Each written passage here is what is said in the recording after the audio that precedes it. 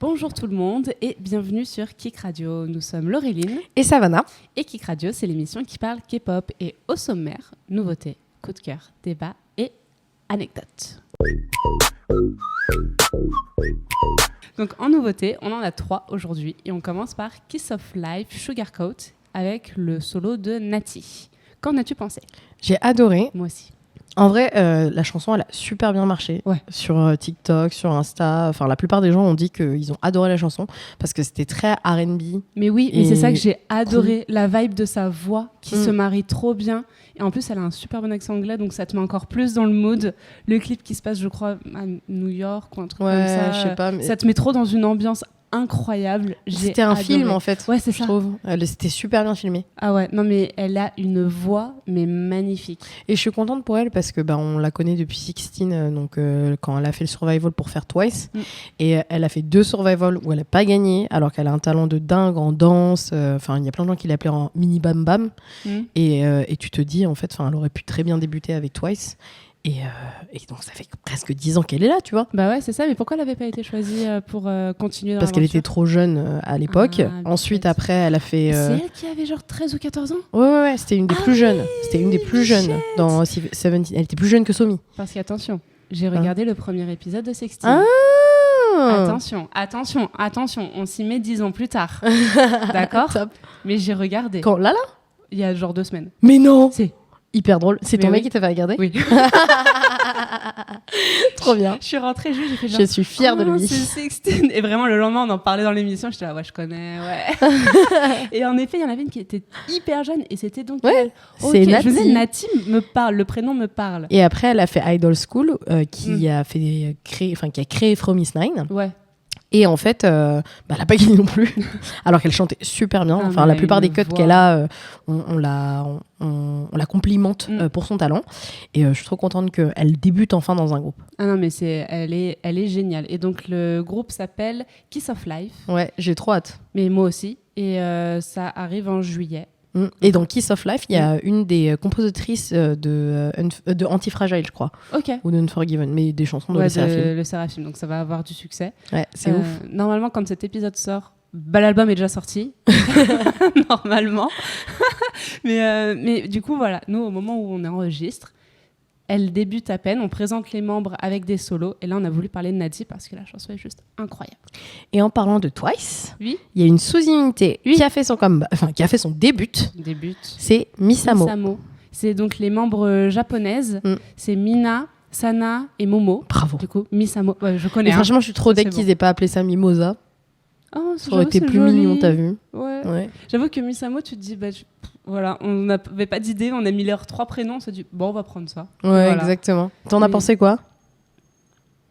J'aime bien, mais sans plus. Enfin, c'est japonais, tu vois, genre... Ah, mais moi, justement, d'habitude, j'aime pas du tout les chansons japonaises, mais là, comme c'est une chanson japonaise créée en japonais, exprès pour les membres japonaises, j'ai adoré. Alors, le fait que ça soit que les membres japonais, c'est vrai que c'est cool, parce que c'est pas... forcément, enfin si elles sont mises en avant, mais par exemple Sana n'est pas plus que ça, j'ai l'impression, mise en avant par exemple dans les chansons de Twice. Bah si, elle a quand même ses eras, enfin dans Titi c'était elle, dans Cheer Up c'était elle, tu vois, Likey aussi. Ah ouais, j'avais plus en fait dans les débuts Terra, franchement c'était vraiment elle qui était au début. Maintenant c'est Jiho, Ufio, Nayeon surtout, et Jio qui sont beaucoup mises en avant. Dans les premiers comebacks, franchement tu voyais que Sana. D'accord, ok, très bien. Mais pour le coup, moi ce que j'ai beaucoup aimé, c'est que la chanson est très grave. Donc pas grave dans le sens grave le sens figuré, mais au sens propre, dans le sens où c'est leur lower range en vocals qui est mis en avant. Donc on entend bien les vocals de Momo, de Mina et de Sana, et ça, je trouve que la chanson elle met vraiment en valeur leur voix, alors que d'habitude les chansons de Twice sont quand même très high note, tu vois. Mais c'est pour ça, d'où le fait qu'il y a Nayeon qui est beaucoup mise en avant, parce qu'elle arrive à bien atteindre ces notes-là, et elle chante hyper bien, on va pas se mentir de toute façon. Hein. Mais je trouve ça bien, tu vois, qu'ils aient fait quelque chose qui correspond aux membres.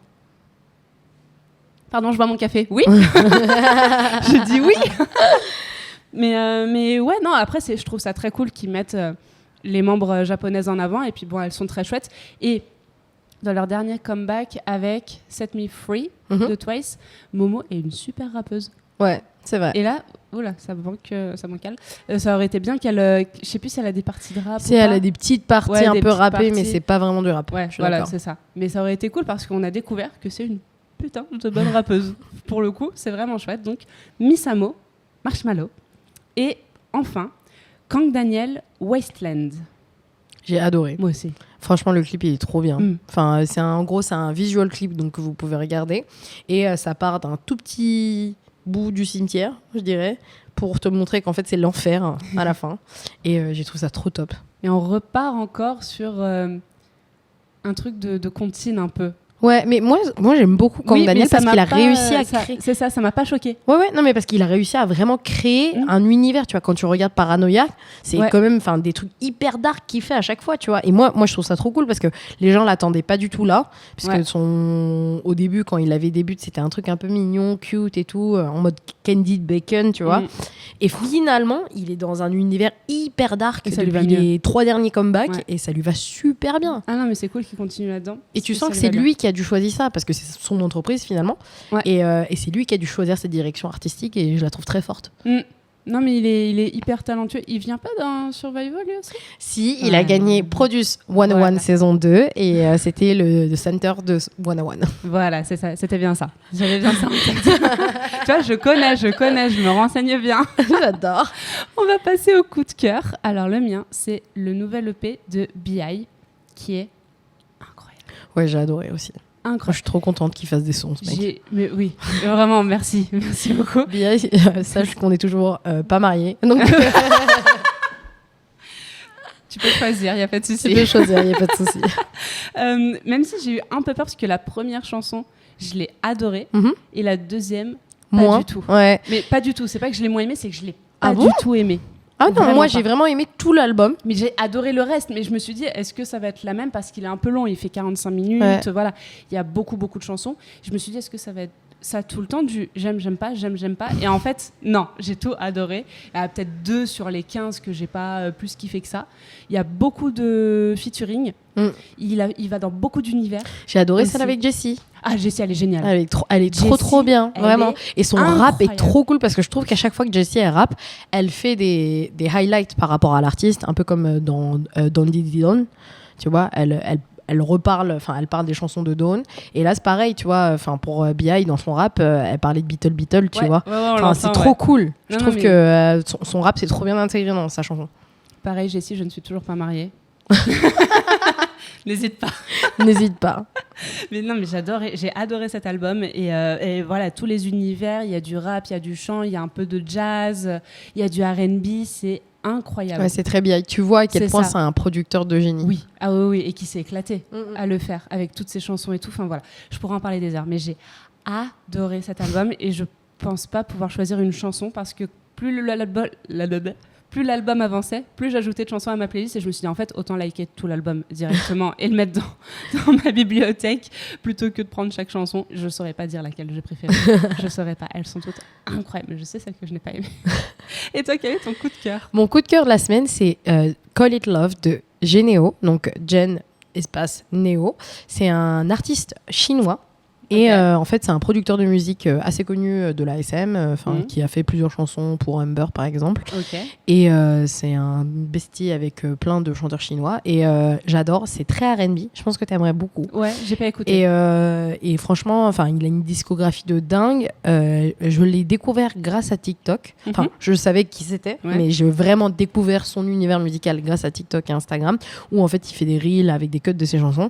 Et tu vois qu'il a un vrai univers R&B et soul qu'il a une voix aussi. Le mec a une voix mais de dingue et je pense que t'aimerais vraiment. Ah, sûrement. Tu vends bien en tout cas. Ouais. Okay. Et donc si vous ne connaissez pas Geneo, je vous conseille d'aller écouter.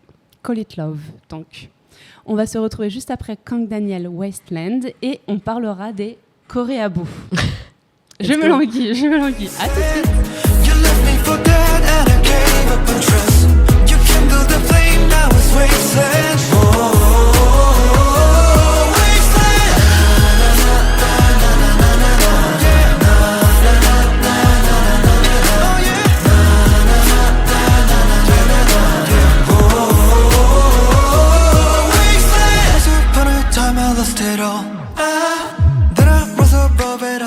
De retour sur Kik Radio et aujourd'hui on parle des coréabous. Alors, d'où vient ce terme? Qu'est-ce qu'un coréabou exactement? Pourquoi le terme est problématique? Pourquoi c'est problématique aussi? Alors, coréabou, qu'est-ce que c'est? C'est une espèce d'étiquette, si on peut dire, qu'on met sur le front d'une personne, souvent des filles. Ouais. C'est marrant. Enfin, souvent, hein, tout le temps des filles. Sauf, on en parlera après, Holly London. Mais ouais. Ouais, si. Oui, si, t'as raison. Ouais, si, il faisait un peu coréabou. Mais je sais même pas si on peut dire que Holly London, c'est un coréabou. Alors, attends. Déjà, Donc, définition. Coréabou. En gros, c'est quelqu'un qui va se comporter, entre énormes guillemets, comme un Coréen. Et qui n'est pas coréen, qui n'est même pas asiatique d'ailleurs, et c'est souvent des occidentaux, européens, tout ça, qui vont se comporter comme des Coréens, qui vont parler un peu coréen, qui vont faire des egyo et tout ça. Exemple. Annie. Ah non, fais pas ça. 잠깐만. Voilà, bref. Voilà, exactement. On c'est sent ça. le malaise. Le Ah ouais, malaise non, transpire. Wouh. Quelle horreur, quelle horreur. Mais voilà, en gros, ça va être ça, et c'est hyper péjoratif. C'est, j'allais dire limite, non, c'est une insulte de dire que cette personne est coréabou. Alors, le terme coréabou en lui-même, donc Coréa pour Corée bien entendu, bou, pourquoi bou? Je sais pas du tout. My boo? Non, peut-être que tu sais, c'est peut-être Honey Boubou. Honey Boubou, mais elle n'a rien. Si, je vois pas. très bien qui c'est. Ouais, Honey mais c'est Boubou, peut-être ça. j'adore Honey Boubou, j'adore sa mère. J'adore Non, cette mais peut-être famille. que le même vient de là. Hein. T'imagines? Je sais pas, je Je sais t'avoue. pas non plus. Mais en tout cas, le terme a commencé à être utilisé il y a en 2010-13, Ouais, je c'est dirais. ça. Bah, mais... Quand il y a eu un peu une explosion Ouais, de la K-pop à exactement. l'étranger, à l'international, en Europe et tout ça. mais tu vois, moi, un truc qui me dérange, c'est qu'en vrai, on passe tous par cette phase de coréabou. Mais c'est souvent des ados. Ouais. C'est quand t'es ado, c'est surtout ça. Et... Mais dans tous les cas, t'es cringe. Mais oui, comme Genre, tu t'as disais 15 en ans, off, tu peux être fan de n'importe quoi. Hein. C'est pas forcément de la K-pop. Hein. Tu peux être fan de rap, tu peux être fan de football, Oui. tu peux être fan de je sais pas, des Wings. Tu seras cringe. Tu vois ce que je veux dire? Parce que t'as 15 ans, t'es censé être cringe. Si t'es pas cringe à 15 ans, Quand est-ce que tu seras cringe? Donc, moi, je trouve ça dommage parce que on insulte les gens en leur disant ils sont coréabous, regarde tous les posters qu'ils ont chez eux. Et en plus de ça, ils disent aux gens oppa et ni, alors qu'ils sont pas du tout coréens. Ouais. Mais en fait, après, t'as 15 ans. Donc, si c'était pas ça, tu te prendrais aussi pour Troy Bolton et Gabriella Exactement. dans High School Musical. Tu vois ce que je veux dire? Non, mais c'est ça. Et comme tu parles du rap, anecdote, je travaille, si vous n'avez pas toujours compris, avec des adolescents, qui n'est pas la meilleure tranche de la population, hein, on va se mentir. Et on a beaucoup de garçons, là où je travaille, qui sont à fond rap. Ouais. Et là, c'est les vacances. Donc on se dit, on va vous occuper un peu, plutôt que de foutre la merde partout où vous allez. Venez, on va faire un atelier rap. Je vous mets des prods, vous posez dessus et tout. Waouh, j'étais pas prête. Et vraiment, ils se prennent tous. En plus, moi je travaille dans le 9e, qui est le quartier de Gims et Dadju. Ah bon? Oui, ils sont du 9e. Et donc, c'est des grands rappeurs. Et tout le monde les idolâtre. Et ils se prennent tous pour Gims et Dadju. Vous n'êtes pas Gims et Dadju. Et donc, j'ai droit à des moments de poésie absolument incroyables. Et c'est cringe. Mais pareil, ils ont genre 15-16 ans. Mais c'est Si normal tu l'es d'être pas cringe à ce moment-là, à cet quand âge-là. est-ce que tu le seras? Et- Et je suis sûre que Gims et Dadju étaient très cringe aussi à leur début. Mais tous les chanteurs sont cringe à leur début, je Mais pense. bien sûr, tout le monde est cringe. Mais oui, et en fait, pourquoi moi je pense que le terme est problématique, c'est que souvent on l'emploie à mauvais escient. Ouais. Tu vois, souvent on va dire, que les gens sont coréabous, alors que des fois juste pas du tout. Ouais, non. Juste ils sont fans. Non, en mais fait. c'est ça. Et être coréabou, tu sais, j'avais vu, je me rappelle un tweet qui disait que les gens qui mangent du kimchi chez eux, c'est des coréabous. Mais en fait, non, t'as le droit d'aimer un aliment et ne pas être C'est un clair. coréabou. Oh mon Non mais Dieu. vraiment, je crois que c'était une fille qui était coréenne française et qui disait de toute façon tous les gens qui achètent du kimchi et qui mangent ça chez eux comme si c'était un snack, vous êtes des coréabous. D'accord. Ben non, en fait, t'as le droit, genre c'est comme si j'aime manger du chocolat. Bah oui, t'es je suis- suisse à bout. Ouais, je suis pas forcément C'est suisse. suisse Non mais tu vois. Pardon, excuse-moi. Mais ouais, non, mais il y a plein de trucs comme ça. Et on parlait donc d'Holly London, qui maintenant c'est un peu terminé. Hein. Là, c'est bon, il est passé à autre chose. Enfin. Mais lui, ça a été un vrai truc. C'est-à-dire que il est américain. Pour les gens qui ne savent pas, Holly London, non, peut-être qu'il est anglais, non? Puisque Ouais, c'est pour ça London. Je crois est qu'il un anglais ou un américain, on ne sait pas, qui a fait refaire son visage pour ressembler à Jimin. De BTS. De BTS. Spoiler alerte. Il est très connu parce qu'en fait, je pense que le mec a de l'argent quand même, donc il a fait des prods de chansons et tout qui n'étaient pas ouf. Voilà, hein, ce n'est pas un très bon artiste. Non. Mais son concept, c'était de ressembler à Jimin, pauvre Jimin, et donc il ressemble à rien puisque il a fait refaire son visage pour avoir des traits asiatiques et sauf qu'il était blanc. Pardon. Hein, ouais, donc, voilà, il est blanc. Hein. Et moi, je suis pas sûre qu'on peut définir Holly London de Koreaboo. Ok. Pourquoi ? Parce que pour moi, c'était juste un stalker. Ouais, ok. Tu vois ? Parce que, tu vois, moi, quand j'en parle et je pense au thème Koreaboo, moi, je pense que j'étais une Koreaboo quand j'avais 14 ans, que j'ai découvert la K-pop, hein, tu vois. Enfin, j'écrivais Saranghae dans mon journal, tu vois, ou dans moi, j'écrivais dans donc le carnet. Tu vois, mais c'est normal. Oui, mais genre tu viens d'apprendre les mots, mais c'est comme j'écrivais, je sais pas, tu sais, God Save the Queen, tu vois, à 12 ans, quand j'ai découvert le rock anglais, tu vois. Voilà, exactement. Mais alors, par contre, je reviens vite fait sur Holly London. À un moment, il m'a fait mourir de rire. C'est quand il a sorti My pronouns are Ker/Ian. Ah oui, putain. Et ça, j'ai trouvé ça, mais incroyable. Mais t'as raison, peut-être que dans sa version du cringe, et comment il était cringe, il était ça, tu vois. Mais c'était très drôle parce que tout le monde se moquait de lui. Je me demandais s'il trollait ou si c'était premier degré parce que il faisait des vidéos avec son accent, il faisait Opar, Annyeonghaseyo. Et c'était trop drôle. Mais est-ce que c'est fait exprès ou pas ? Ouais, je sais pas. Mais je pense que tu sais, après, il allait dans un personnage qui était tellement loin pour pouvoir se faire connaître, tu vois. Après, ça a marché. Hein. Aujourd'hui, on connaît son nom, on est en train d'en parler alors qu'on est à Paris, tu vois. C'est ça. Mais après, est-ce que la manière dont tu utilises... Parce que souvent, quand on parle de Koreaboo, on parle de la manière dont les gens utilisent le langage, tu vois. Est-ce qu'à partir du moment où tu es bilingue coréen... t'es Koreaboo mais non, t'es plus Koreaboo. Oui, t'es plus... Ah, au moment où juste tu es bilingue. Ouais. Alors déjà, mais est-ce que tu as besoin d'être bilingue coréen pour plus être Koreaboo, tu vois ? Parce que... Attends, je remets les idées dans mon tête. Quand tu parles une langue non asiatique, à savoir de l'anglais, personne ne va te juger. Ouais, personne ne va te dire que t'es English boo. C'est ça. On va pas te juger. À la limite, on va dire, tu sais, t'as les gens qui font, comment on dit en français déjà ? High expectations ? Comment on dit déjà ? Exactement. Et là, c'est un peu insupportable quand les gens font ça. J'ai oublié le terme en français. Comment vous dites ? Et quand t'as des gens qui sortent des mots random en coréen, les gens vont dire, mais t'es trop Koreaboo. Mais c'est trop bizarre. Mais non, pourquoi est-ce que moi je serais bizarre parce que je te sors un mot en coréen quand toi tu me sors plein de mots en anglais, oui, en français forcément, en anglais, en espagnol, en arabe, que sais-je.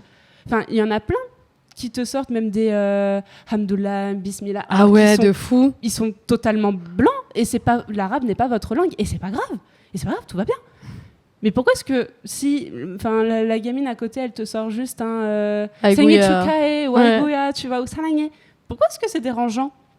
Pourquoi est-ce que ça te dérange ? Tu vois, c'est en fait juste laisser les gens vivre. Déjà, il y aurait beaucoup moins de problèmes dans le monde si chacun s'occupait de ses fesses. Et si on s'acceptait. Et si on s'acceptait tous autant que nous sommes. Et la dernière fois, je suis tombée sur un Reels qui m'a pas du tout fait rire, où c'est un mec qui a repris un audio d'un vieux reportage sur la K-pop.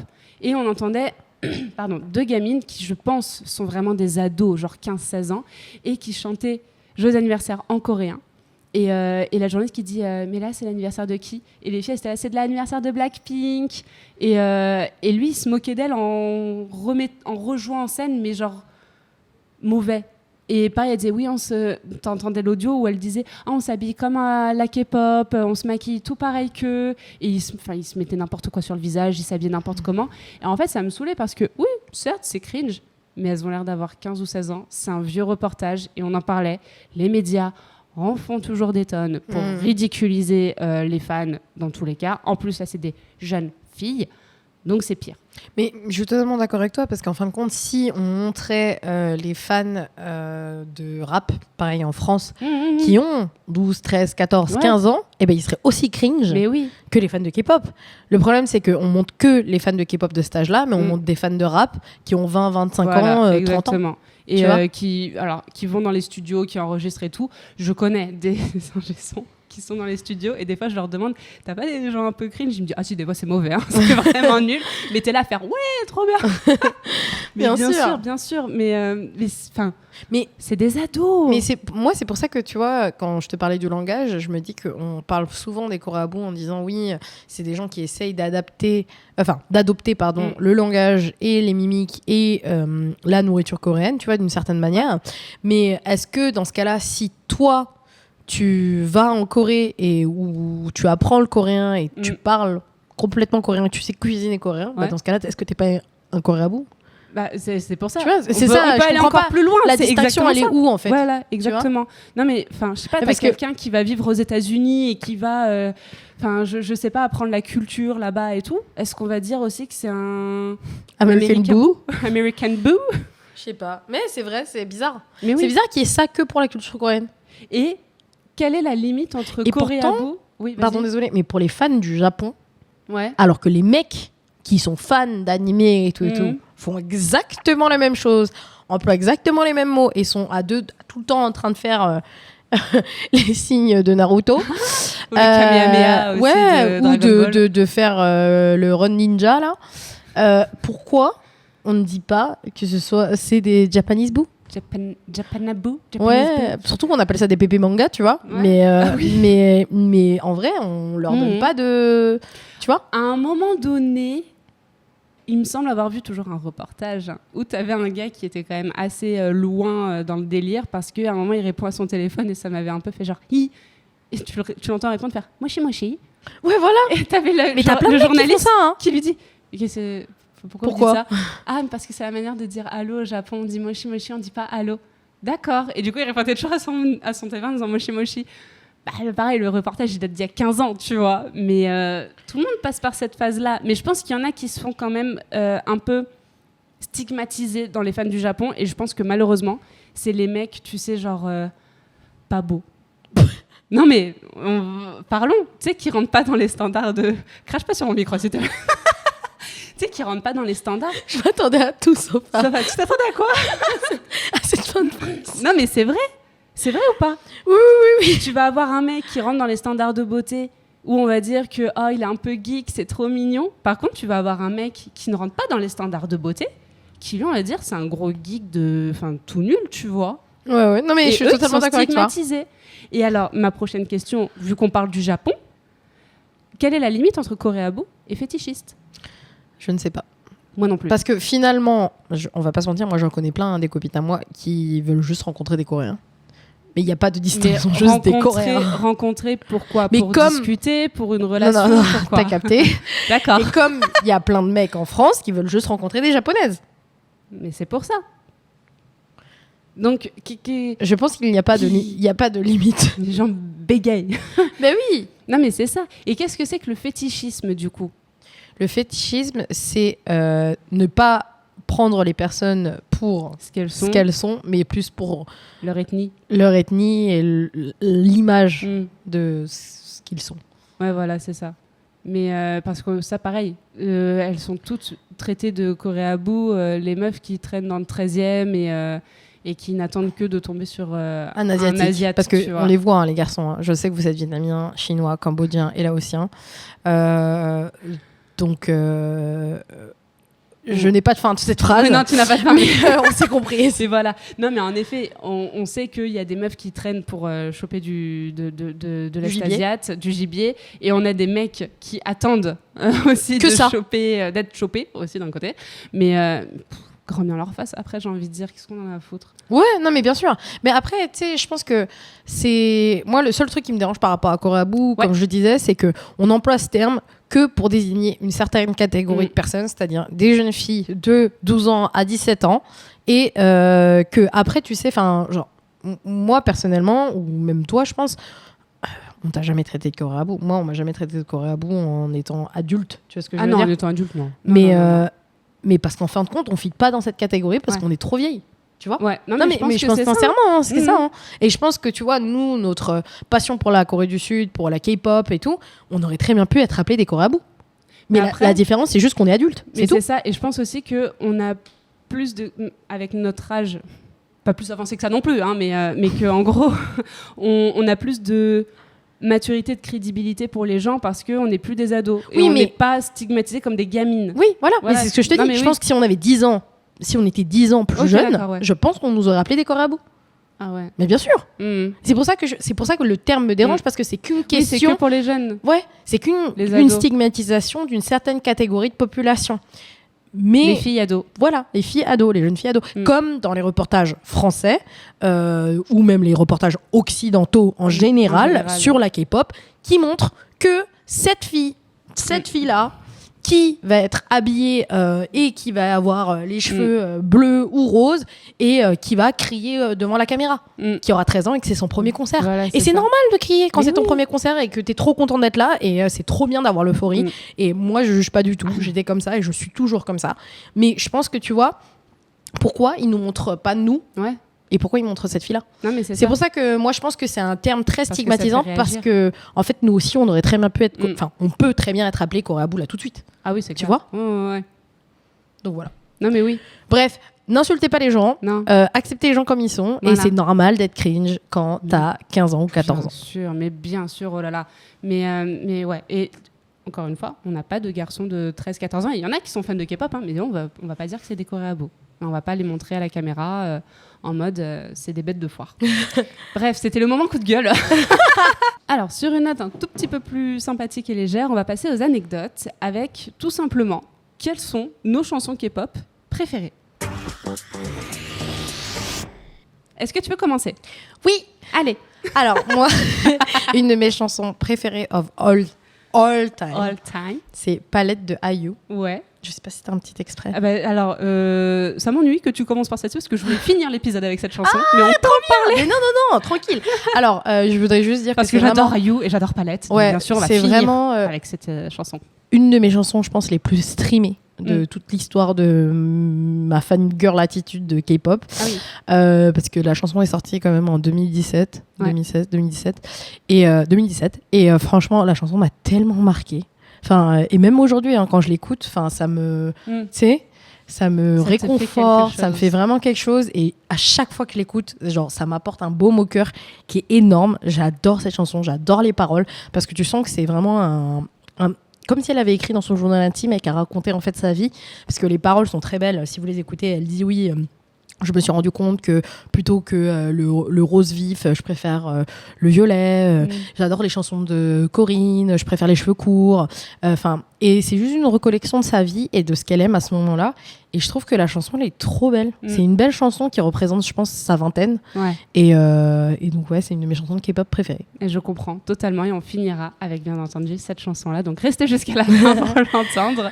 Et toi? Alors, moi, je voulais commencer par une chanson que tu n'aimes pas. Ok. C'est Loco de ITZY. Mhm. Allez, petit extrait. Je pensais pas que c'était si fort.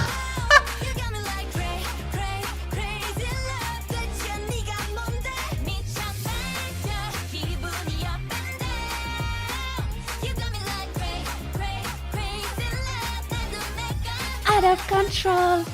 J'adore cette chanson. C'était très fort au début. Je suis désolée. Mais- ça nous a explosé les oreilles. J'ai l'impression que cette chanson, c'est Either you love it or you hate it. Tu vois? Je pense aussi. Ouais. Mais franchement, ITZY, c'est pas un groupe que j'apprécie plus que ça. J'aime bien leurs chansons, mais sans plus. Mais alors celle-là, je sais pas ce qui s'est passé. Énorme coup de cœur. Mais je suis vraiment étonnée que tu l'aimes. Ah ouais. Ouais. Genre, enfin, de Tu vois, je suis ta part. imprévisible. Oui, non, mais c'est vraiment, enfin, D'accord. genre par rapport à, tu vois, ta discographie musicale que tu nous sors entre oui, et que j'aime bien les Eric trucs Nam, sad 80s, et tout, ouais, tu vois, les ou qui balades bougent. et tout et tout. Ouais, mais ça, tu vois, C'est ça trop bouge drôle que pour- Loco fasse Ouais. partie de tes chansons de K-pop préférées. Ah non, mais alors je crois que c'est sur l'année 2021, Mhm. je crois, ou 22, l'une des deux, où c'était ma top chanson. Tu sais, sur Ah ouais le petit rewind de Ouais, de Spotify, Spotify. c'était la number one. Et j'étais en mode, ah ouais, non, j'ai vraiment abusé. C'était Ah la ouais, mais toute c'est fou. première de Qu'est-ce mon que t'aimes classement. dans cette chanson? Le fait que ça bouge, les notes des filles, leur voix, la chorégraphie. J'aime beaucoup Ok. aussi. Je sais pas, j'ai juste eu un énorme coup de cœur sur la dynamique de cette chanson. Ouais, ok, la Voilà. prod. Ok. Deuxième chanson que tu adores. Alors, bon, les gens savent très bien que je suis fan d'EXO. Oui. Et ma chanson préférée, c'est Don't Go.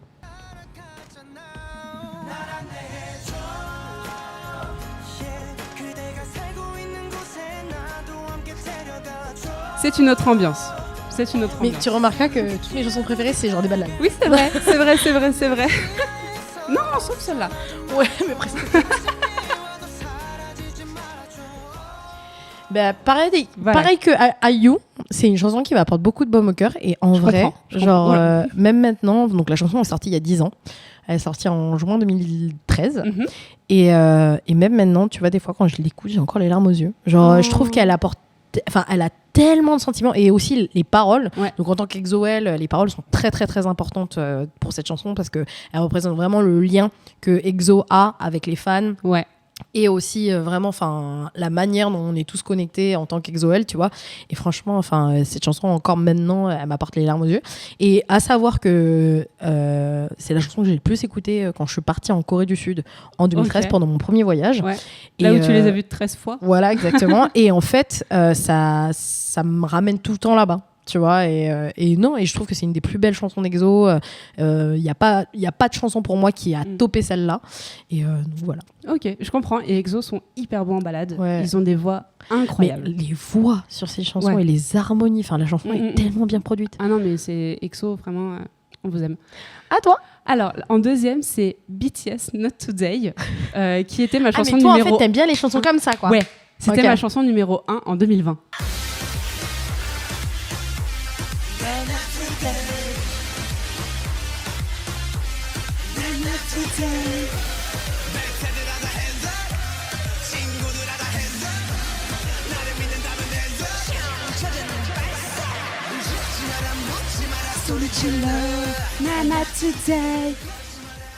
Je l'adore parce que pareil, elle bouge beaucoup, elle date un peu, 2016 ou 17 je crois, 2017, et elle date de ouf, mais elle est géniale. Ouais, je pense J'adore. que la chanson sera indémodable. Ouais, je pense aussi, et j'aime beaucoup de chansons de BTS, mais celle-là, c'est vraiment number one, je la surkiffe, et pareil, genre j'ai découverte mi-2020 à peu près, et du coup sur mon récap de 2020, je l'ai écouté 158 fois, en genre 6 mois. C'est fou parce que moi, j'aime toutes les chansons qui réconfortent. Toi, t'aimes que les chansons qui énergisent. Vraiment, c'est du boost. Let's go. C'est que ça. Adrénaline. Allez, une autre chanson. Alors, moi, j'adore une autre petite balade. C'est Baby Don't Like It de NCT. Ça arrive tout de suite. Ça arrive tout de suite, maintenant.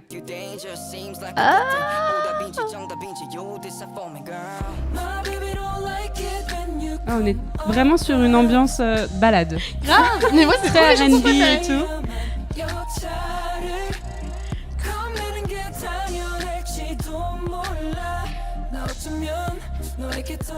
Cette voix, ces voix sont magnifiques. C'est une chanson sur le sexe. Donc voilà. Mais sinon, la chanson, elle est incroyable. Franchement, c'est une de mes chansons préférées de NCT. C'est ma chanson préférée de NCT, je pense. Et donc, c'est NCT 127. Et il n'y a que quelques membres dedans.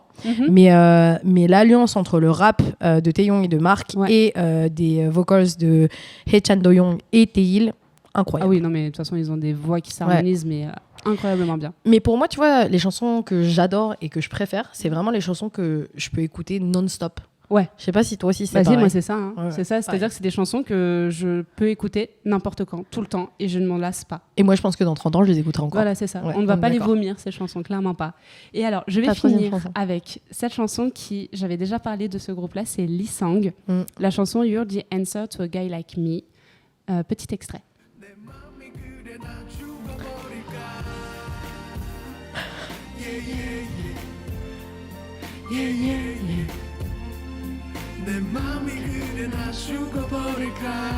Une autre ambiance tout de suite, mais elle est magnifique.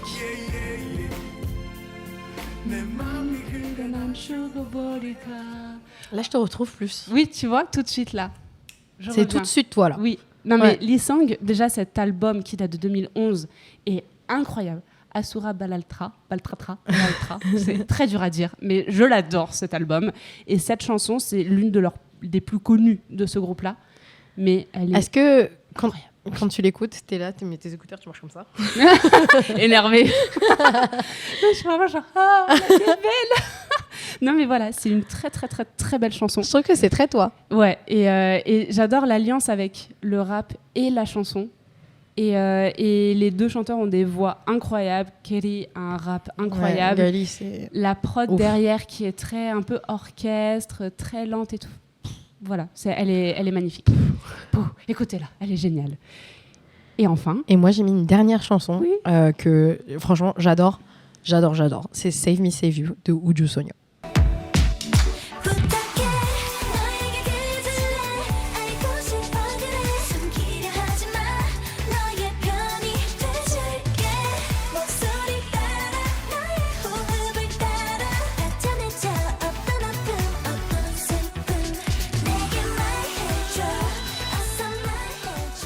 Save me.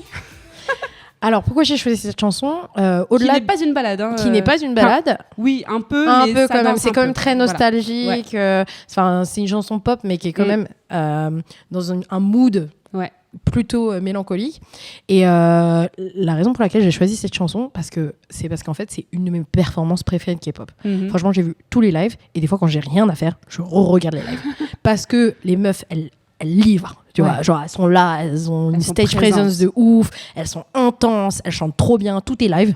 Et la choré est ouf, la chanson est ouf, les outfits sont ouf, elles sont trop belles. Franchement, genre, c'est vraiment un de mes stages préférés de K-pop. Et même maintenant, donc la chanson, elle est sortie en 2018-2019. Et même maintenant, genre, quand j'ai rien à faire, je regarde des lives de Save Me Save You parce que la chanson est juste exceptionnelle. Vraiment, la performance est exceptionnelle. Et moi, c'est vraiment la chanson qui m'a fait découvrir et aimer Ujo Sonyo. J'adorais certaines de leurs chansons, mais c'est ce qui m'a fait devenir tu vois, fan d'elles. Et parce qu'elles sont incroyables dans cette chanson. Donc, si vous n'avez jamais vu le live de Ujo Sonyo de Save Me Save You, je vous recommande un des lives de Inkigayo, son en rouge. Voilà. Mais j'avais parlé en plus de cette chanson quand j'avais fait ton interview Oui. l'été dernier. Ah, exactement. Et on l'avait passée, en effet. Et j'ai découvert cette chanson avec toi. Et elle est incroyable. Ouais, Je l'adore. Juste avant de se quitter sur Palette de IU, on revient la semaine prochaine avec comme sujet, est-ce que le K-hip-hop est légitime ? Vraie question. Vraie question. Et je me languis d'en débattre. On n'oublie pas les réseaux sociaux, Paris-Séoul-FM. @K-pop is for cool kids, ou retrouvez-nous au Kik Café au 12 rue d'Alexandrie. Et sur YouTube avec Paris Séoul TV. À très vite et on se quitte sur Palette IU. lipstick 좀 지고 좀 장난들 I like it